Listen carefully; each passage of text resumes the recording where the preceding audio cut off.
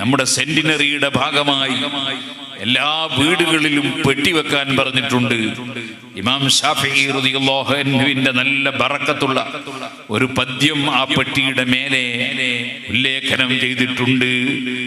തസത്തർ بالسخاء فكل عيبي يغطيه كما قيل السخاء എന്ന ആ പദ്യം ധർമ്മം ചെയ്യുക, ഏത് ന്യൂനതകളെയും മറച്ചു വെക്കുന്ന അഥവാ പൊറുപ്പിച്ചു കളയുന്ന തെറ്റുകളെ പൊറുപ്പിക്കുന്ന കാര്യമാണ് ധർമ്മം എന്ന് പറയുന്ന ഇമാം ശാഫിഈ റളിയല്ലാഹു അൻഹുവിന്റെ ആ വരികൾ എഴുതി ചേർത്ത ആ പെട്ടി എല്ലാ വീടുകളിലും എത്തിച്ച് സെന്റിനറി നിധി സമാഹരിക്കുന്നതിൽ നമ്മുടെ പ്രവർത്തകരും എല്ലാവരും സജീവമായി ഉണ്ടാകണം എന്ന് ഓർമ്മപ്പെടുത്തി ഞാൻ എൻ്റെ വാക്കുകൾ നിർത്തുന്നു.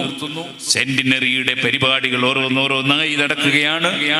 ഇനി ഇൻഷാ അല്ലാഹ് അതിന്റെ സമാപനം വരുന്ന 27 ജനുവരി 28, 29, 30, 31 തീയതികളിൽ മലപ്പുറത്ത് നടന്ന് സമാപിക്കുന്നത് വരെ അതിന്റെ പ്രവർത്തനങ്ങളിൽ അല്ലാഹു നമ്മെ സഹായിക്കട്ടെ.